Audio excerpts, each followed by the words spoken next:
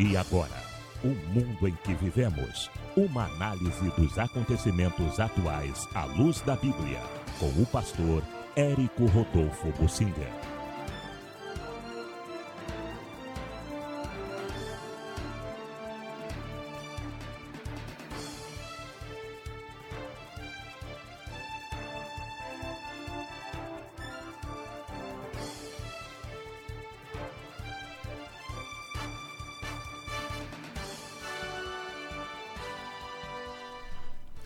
Eu quero tecer comentários, abrir meu coração, chorar junto com você, porque a Bíblia diz que este assunto que eu quero tratar aqui de justiça é um assunto delicado, porque faz parte do âmago da natureza de Deus.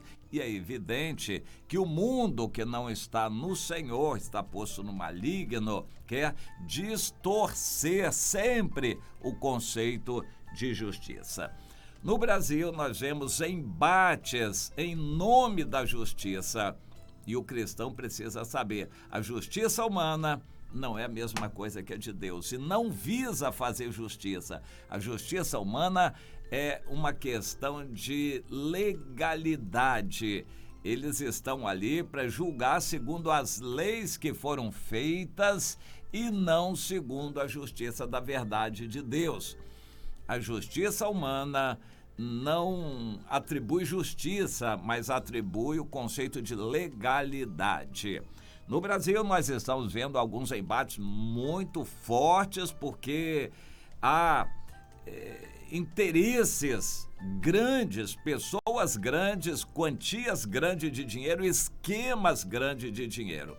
Por exemplo, o Lula está preso. O Brasil inteiro sabe que é por causa de um imenso esquema de corrupção que ele estabeleceu no país, que faliu o país. O Brasil não tem jeito economicamente, está falido. Mas para a justiça, ele é apenas um preso por uma causa, uma questãozinha lá do apartamento, que para muitos não tem prova e que ele pode ser a qualquer momento liberado pela Justiça. O Supremo Tribunal Federal pode pô-lo em liberdade. Então, para você poder entender, a gente pode saber da verdade, mas não tendo prova, a Justiça não pode condenar uma pessoa sem prova. Que provas a corrupção deixa? A corrupção normalmente não deixa provas, é difícil pegar um corrupto. A Lava Jato inovou no Brasil, mas agora está sob ataque feroz e os outros escalões da justiça estão voltando a julgar como sempre fizeram, protegendo os grandes, libertando os presos e protelando qualquer julgamento de corrupção. Quando chega a julgar, já esgotou o prazo ou já não dá mais para punir. Isso aí é uma questão da justiça, o prazo. E normalmente as causas grandes que tem muitas possibilidades de recursos, essas causas levam 10 anos. E a pena de prisão seria 2, 3, 4, quando muito, 10 anos. Mas aí já passou do prazo, já prescreveu a pena e, portanto, os grandes, os corruptos no Brasil nunca foram punidos. Começaram a ser punidos pela Lava Jato, mas como a Lava Jato está sendo muito atacada, a justiça está começando a voltar ao padrão que era antes da Lava Jato. Bom, mas há muita gente inconformada com isto. Existe uma pressão grande no Congresso para a instalação da CPI da Lava Toga no Senado, ou seja, os membros do Judiciário, que sempre foram imunes, intocáveis no Brasil, principalmente do STF, são semideuses, intocáveis. Há uma pressão para que eles sejam julgados porque há indícios fortíssimos de corrupção. E há provas, inclusive, de corrupção dessa gente na Receita Federal.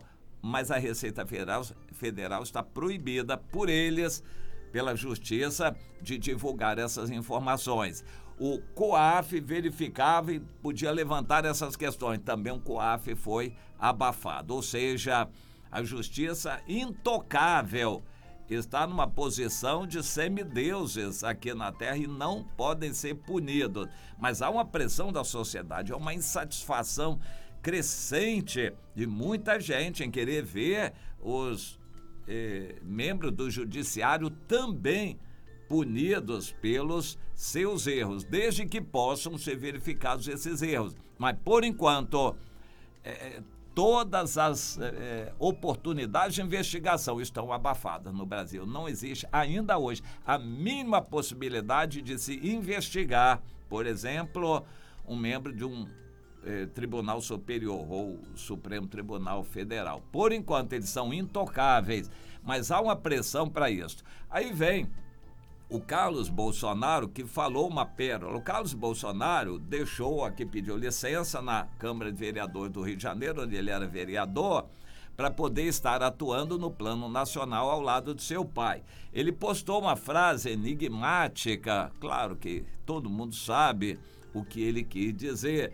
Ele manifestou a decepção com a justiça no Brasil e ele disse que o que ele vê é sempre a roda girando em torno do eixo, com as mesmas pessoas se corrompendo e continuando a corrupção, inventando jeitos novos de se acobertarem. Bom, o que ele quis dizer, todo mundo entende, mas ele escreveu de uma tal maneira que, em princípio, ele não pode ser punido por aquilo. Mas a conclusão é que ele disse que não tem jeito, o Brasil não tem jeito por vias democráticas. Tem que haver um golpe, uma revolução ou pela violência. E aí vem o presidente Bolsonaro e disse: a opinião é dele, mas ele tem razão.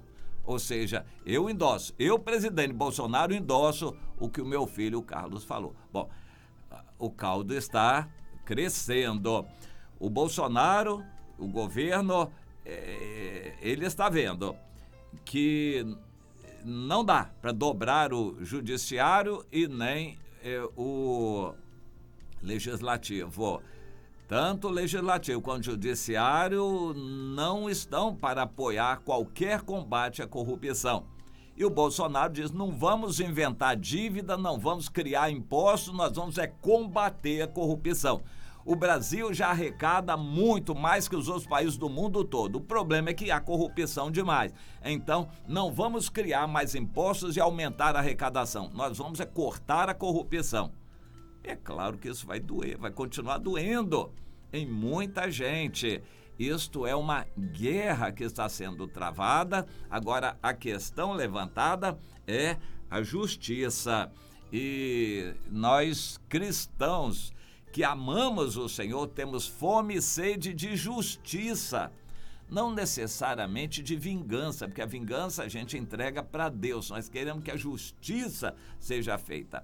E agora, a resposta de Deus é a seguinte: eu tenho maneiras de agir, eu tenho força para agir, eu respeito o livre-arbítrio de vocês, mas eu quero agir. Se vocês me derem legalidade, vocês orarem, eu vou agir. A minha mão pode pesar muito, e a minha opinião pessoal é que a mão de Deus vai pesar muito sobre o Brasil. Brevemente, nós estamos nos encaminhando para lá. O funil está afunilando cada vez mais. Não tem saída democrática, como tem sido ventilado aí, e o país está caminhando para uma confrontação. As esquerdas desesperadas estão tentando aglutinar suas forças. Por enquanto, as forças da esquerda são apenas a quantia enorme de dinheiro que eles roubaram pela corrupção, que patrocinam a grande mídia e campanhas. Mas eles não têm ainda povo para ir para as ruas, mas eles estão tentando mobilizar povo para ir para as ruas. Mas o presidente Bolsonaro também sabe que a força dele, mesmo nas Forças Armadas, está dividida, porque tem gente contra ele. Vem agora o general Santos Cruz, que foi demitido por ele. Existe um grupo de militares maçons que não apoiam o Bolsonaro. Eles engolem calados, porque ele é presidente. Mas o Bolsonaro também sabe disto. Então, ele sabe que a força maior dele é o povo nas ruas, o povo dele, que o apoia nas ruas. E é o que nós vamos ver, povo que apoia Bolsonaro nas ruas, mas as esquerdas também nas ruas. E a revelação que Deus deu há muitos anos atrás, que está prestes a se cumprir no Brasil, de muito sangue derramado, é povo na rua contra povo, muitas armas e muitas mortes. Nós estamos nos encaminhando para isto. É um Brasil onde a justiça está muito manchada e o crente, aquele que ama a Deus, ora, Senhor, faça justiça. Eu tenho fome e sede de justiça. Senhor, age neste país. Senhor, opera neste país. E o que vai acontecer nós vamos ver.